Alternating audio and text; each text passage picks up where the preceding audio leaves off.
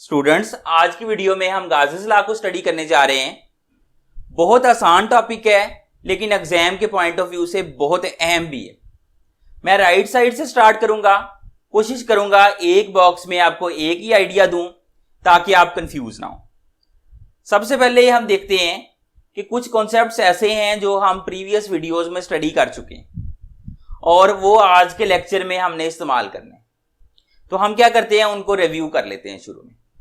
मिसाल के तौर पे मैंने आपको लास्ट लेक्चर में बताया था कि अगर हमारे पास कोई भी क्लोज्ड सरफेस है, उसके अंदर कोई चार्ज पड़ा हुआ है Q, तो उस चार्ज की वजह से जो उस सरफेस में से ये फ्लक्स पास कर रहा है, इसकी कैलकुलेशन के लिए हमने फार्मूला निकाला था। वो क्या था?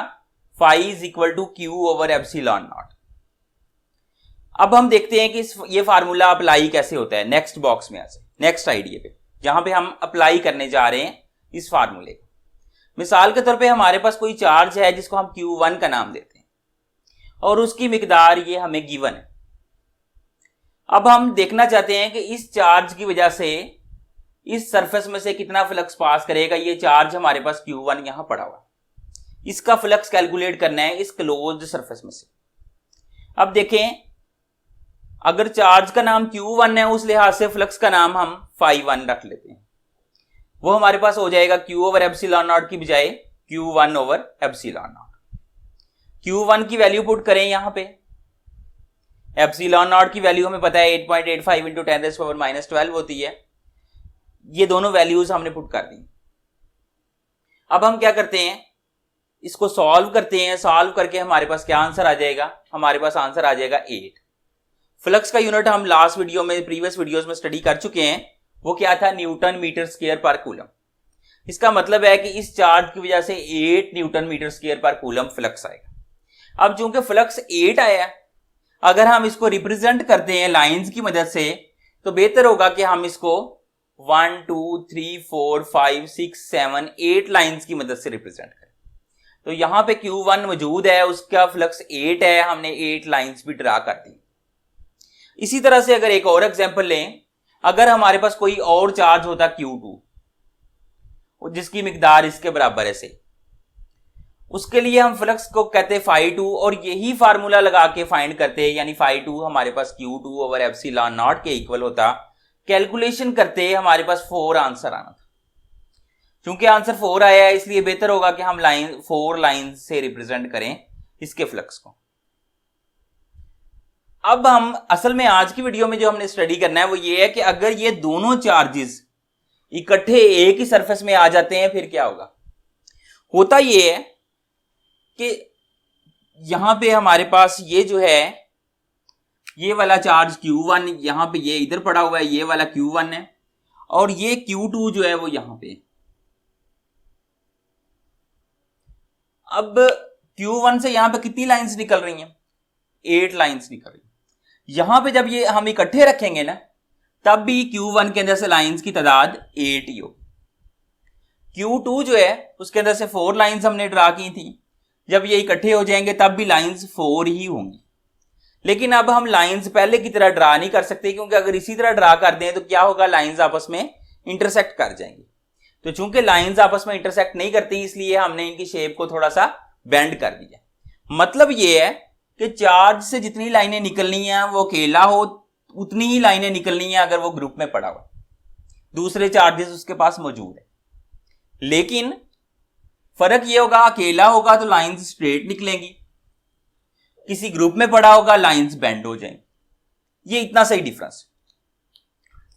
अब देखो यहां से सरफेस को कितनी लाइंस जो है वो चीर के गुजर रही हैं, सरफेस में से कितनी लाइंस क्रॉस कर रही हैं। काउंट कर लो आप, तो ये आपके पास 12 लाइंस आएंगी। इसका मतलब ये है कि जैसे यहां पे 8 लाइंस थी, फ्लक्स था 8 न्यूटन मीटर स्क्वायर पर कूलम।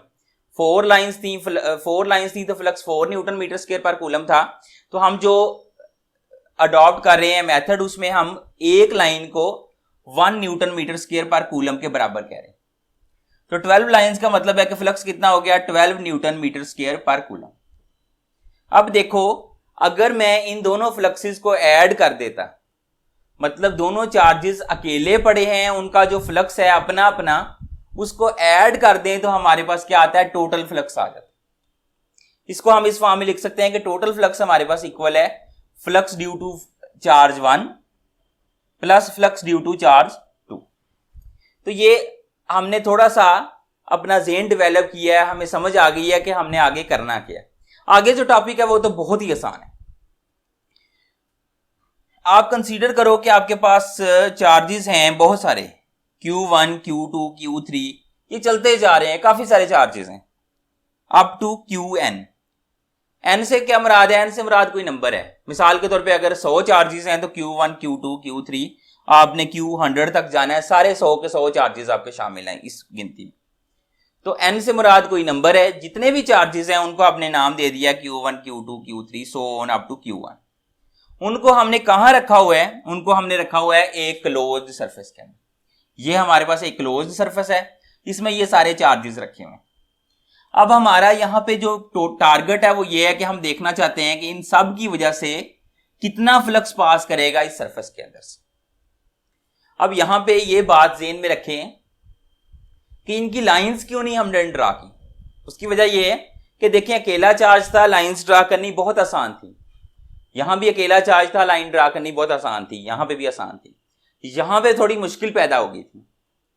आपके लिए समझना मुश्किल होगा कि ये चार्ज बड़ा है तो इसकी लाइंस को आपने ज्यादा आगे से बेंड करना है, ये चार्ज छोटा है इसकी लाइंस को जल्दी बेंड करना है। तो ये तो सिर्फ 2 चार्जेस के साथ है। तो अब चूंकि यहां पे चार्जेस बहुत ज्यादा हैं और हर चार्ज से जो लाइंस निकलनी है उसका पैटर्न बहुत कॉम्प्लिकेटेड है, इसलिए यहां पे हम लाइंस को रिप्रेजेंट नहीं कर सकते।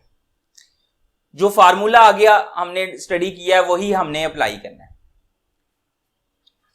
अगर मैं कहूं कि Q1 की वजह से इस क्लोज सरफेस में से कितना फ्लक्स पास कर रहा है, तो कितना फ्लक्स पास कर रहा होगा उसको मैं नाम दूंगा φ1 का, जैसे मैं ऑलरेडी बता चुका हूं, और वो इक्वल होगा Q1 ओवर एप्सिलॉन नॉट के। उसी तरह से अगर मैं Q2 की वजह से फ्लक्स देखता हूं इस पूरी क्लोज सरफेस में से, तो फ्लक्स ड्यू टू Q2 मेरे पास आ जाता है φ2 के बराबर। और ये कैसे आएगा, ये सिमिलरली जैसे यहां पे Q1 ओवर एप्सिलॉन नॉट आया था, यहां पे Q ओवर एप्सिलॉन नॉट है। जब Q की जगह Q2 आ रहा है तो flux Q2 over epsilon naught आ जाए। सिमिलरली φ3 आपके पास आ जाएगा Q3 ओवर एप्सिलॉन नॉट के। अब देखें कि अगर आपके पास बहुत सारे चार्जेस हैं, सारों को तो नहीं आप यहां पे कंसीडर कर सकते। आप 100 ऑन चलते जा रहे हो, ये मैंने डॉट्स लगाए हुए हैं, अब आप आखिरी चार्ज पे पहुंच गए इसी तरह। तो फ्लक्स ड्यू टू Qn आपके पास आ जाएगा φn के इक्वल, और उसका फार्मूला होगा Qn ओवर एप्सिलॉन नॉट। तो अब हमने अभी तक ये देखा है कि अगर इनमें से कोई एक मौजूद हो तो उसकी वजह से कितना फ्लक्स होना है।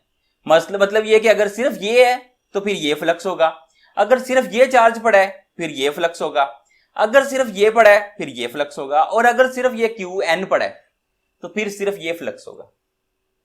अब हमने देखना है कि सारों का कंबाइन फ्लक्स कितना होगा। तो कंबाइन फ्लक्स देखने के लिए क्या करते हैं, हम टोटल फ्लक्स फाइंड करने के लिए सारे इंडिविजुअल फ्लक्सेस को आपस में ऐड कर देते हैं। जिस तरह से यहां पे देखें ना, 8 लाइनें इसकी वजह से निकल रही थी, 4 इसकी वजह से निकल रही थी, टोटल कितनी होगी 12, तो ऐड किया था ना आपने। उसी तरह से सारे चार्जेस की वजह से जो फ्लक्स है, उन सब चार्जेस की वजह से फ्लक्स को आपस में आप ऐड करोगे, आपके पास टोटल फ्लक्स आ जाएगी।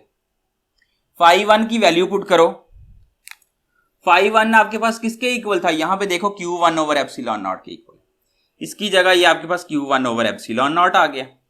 φ2 आपका किसके इक्वल था, Q2 ओवर एप्सिलॉन नॉट के इक्वल था, इसकी जगह ये आपने Q2 over epsilon not put कर दी। φ3 आपका किसके इक्वल था, यहां पे लिखा हुआ है Q3 ओवर एप्सिलॉन नॉट। ये सारी हम वैल्यूज पुट करते जा रहे हैं। और φn हमारे पास किसके इक्वल था, Qn ओवर एप्सिलॉन नॉट के इक्वल था। ये हमने सारी वैल्यूज पुट कर दी। अब अगला काम जो है वो तो बहुत ही आसान है। उसमें क्या करना है आपने, आप देखो कि यहां पे सब चार्जेस के नीचे एप्सिलॉन नॉट डिवाइड हो रहे। इसका मतलब ये है कि हम सारों में से एप्सिलॉन नॉट नीचे से कॉमन ले सकते हैं। जब नीचे से कॉमन लेंगे इसका मतलब है कि बाहर आके 1 ओवर एप्सिलॉन नॉट हो जाएगा। अब चूंकि 1 ओवर एप्सिलॉन नॉट सब में से कॉमन आ गया, मल्टीप्लाई लगाएं, ब्रैकेट शुरू कर दें। अब Q1, Q2, Q3 किसी के नीचे भी एप्सिलॉन नॉट नहीं आएगा, क्योंकि वो बाहर कॉमन ले चुके हैं आप एक ही दफा। अंदर क्या आएगा, यहां से Q1 बचेगा, यहां से Q2 बचेगा, यहां से Q3 और प्लस ऑन उसी तरह से, और यहां से Qn बच जाएगा। तो ये आपके पास एक्सप्रेशन आ गया है। इसको सिंप्लीफाई करके सिर्फ मैथमेटिक्स इन्वॉल्व है, फिजिक्स यहां पे कोई इन्वॉल्व नहीं, यहां से यहां। अब देखें कि अगर आप Q1, Q2, Q3 so on Qn तक सब चार्जेस को ऐड कर रहे हो तो ये क्या है, इन सब चार्जेस का मजमूआ क्या चीज है? ये असल में टोटल चार्ज है जो इस सरफेस के अंदर पड़ा हुआ है। इस क्लोज सरफेस के अंदर जो टोटल चार्ज मौजूद है वो आपके पास कितना है, वो आपके पास Q1 plus Q2 plus Q3 so on up to Qn के ऊपर। तो ये हमारे पास आ गया टोटल चार्ज इनक्लोज्ड। वो चार्ज जो सरफेस के अंदर इनक्लोज है, याद रखें अगर चार्ज सरफेस की बाउंड्री पे भी पड़ा है तो आप उसको कंसीडर नहीं कर सकते इस कैलकुलेशन। चार्ज कैलकुलेशन में तभी आएगा इस तरीके से अगर वो सरफेस के अंदर है, चाहे बाउंड्री के करीब भी हो चाहे सेंटर में हो, लेकिन होना अंदर चाहिए, फिर वो इस कैलकुलेशन में आएगा। तो ये हमारे पास टोटल चार्ज इनक्लोज्ड आ गया। अब देखें, हो सकता है कि यहां पे कुछ चार्जेस नेगेटिव भी। अब नेगेटिव चार्जेस ने क्या करना है, वहां पे तो लाइंस ने एंड करना है, तो उनकी वजह से लाइंस बढ़नी तो नहीं है, उनकी वजह से तो लाइंस कम हो जानी है। तो उस वजह से हम क्या कहते हैं, हम कहते हैं कि जो नेगेटिव चार्ज है उसको आप माइनस कर लें अंदर से। मिसाल के तौर पे अगर आपके पास चार्जेस है से एक 5 माइक्रोकूलम्ब है, एक 6 माइक्रोकूलम्ब है और एक है -3 माइक्रोकूलम्ब, तो आप इस माइनस वाले को अंदर से माइनस कर लो। तो 5 और 6 11, 11 में से आपने 3 माइनस किए, 8 माइक्रोकूलम्ब आंसर आ गया। अब हम क्या करते हैं, इसको लिख देते हैं टोटल चार्ज इनक्लोज्ड। अगर हम इसको Q का नाम दे दें, कैपिटल Q का, तो हमारे पास ये फार्मूला इस फॉर्म में भी लिखा जा सकता है।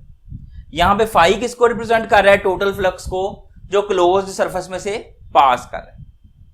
अब हम डिफाइन करते हैं गाउसेस लॉ को। तो गाउसेस लॉ को हम इस तरह डिफाइन कर सकते हैं, the total flux through any close surface is 1/ε0 times total charge enclosed by the surface. तो उम्मीद करता हूं कि आज की वीडियो आपको अच्छी लगी होगी। शुक्रिया।